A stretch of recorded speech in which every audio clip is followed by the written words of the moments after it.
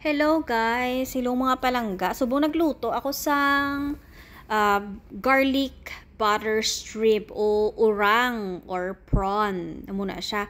Gibutangan ko siya sang garlic and butter, gintunaw ko anay siya. And then guys, don't forget hindi mo siya padakuon ang kalayo para hindi masunog inyo nga butter kag ang garlic kay kalain masunog kay ma-different na siya ang iya nga taste. Kagatapos kinbutang ko na nga ako nga orang or prawn or whatsoever ang ginatawag nyo dyan sa inyo nga place. Hamba lang kamo kung tagadiin kamo para mabala kung ano kag anong ginatawag nyo sa inyo. Sa amo na sa Ilonggo urang. Urang na damo na sa amon. Dalag ko na siya dahil ginbakal ko na siya sa mini market. Kaang bili niya $5.45. Pero lang nakabilog, diba? And don't you worry mga guys ha. Gingkuaan ko na siya sang tinai sa sulod para tinlo siya. Kung hindi ka mo kabalo kung paano magkuha, lantaw lang ka mo sa mga YouTube, I think meron na siya nga way nila kung paano sila magkuha. Ang gingamit ko toothpick para magkuha sa likod niya. Amo na siya daging gisa-gisa ko anay until mag golden brown ang akon nga shrimp. Amo na siya. Kay nami na siya naigisa-gisa mo sa mahinay nga kalayo para do nagasulod gid ang butter sa sulod. Depende sa inyo ano kadabo ang butter nyo, basta may butter siya kag garlic siya. Tapos gingilugay-lugay ko lang anay na siya, 'di ba? Para may kaistorya kita oh. Tapos naghimo ko tapos sang iya sauce. Ang sauce niya ngaran is naka Korean sauce. Nangita ko may ari ko di available nga Korean sauce. Ang ginatawag sang Korean sauce is gochujang. Amo na siya. Gochujang ang ginatawag. Ang gochujang nga sa Korean sauce kinhaluan ko lang na siya sang sugar.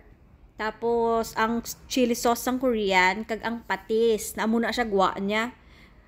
Wala akong ginbutangan ay tubig, kaya hindi ako dire magamit sang tubig. Ang igamiton ko dire is soft drinks. Ang always bilang ginagamit ko magluto ka sa shrimp, di ba? Ang Sprite. Amo ra ginagamit ko ra dyan. O Sprite baka naman. O di ba amo na siyang ginagamit ko. Pero gisa-gisahon ko anay before ko siya sang butangan sang Sprite.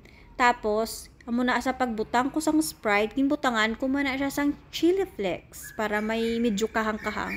Kaya ang gochujang or ang Korean chili sauce, hindi siya masyadong spicy. Pero nakadepende sa inyo kung ako dapat, ano ka spicy ang gusto nyo.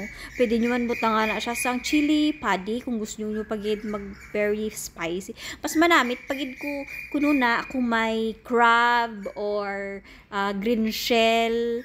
Ambot ano ko natawag sa green shell nga na pero nahadlok magbutang ka green shell basi mahiluan ako di ko balo magluto sina. Tapos amo na siya pabukalan ko siya so 3 to 4 minutes. After 3 to 4 minutes amo na siya okay na siya. Hindi pwede nga ma-overcook ang shrimp kay ang iya panit madikit sa kusog niya kag hindi na siya manamit. Namit kita na kung may panit siya kay nami ang supsupon ang ulo. Tapos ang panit niya, do ka namit lang magsigi panit sang shrimp. Ini tapos na.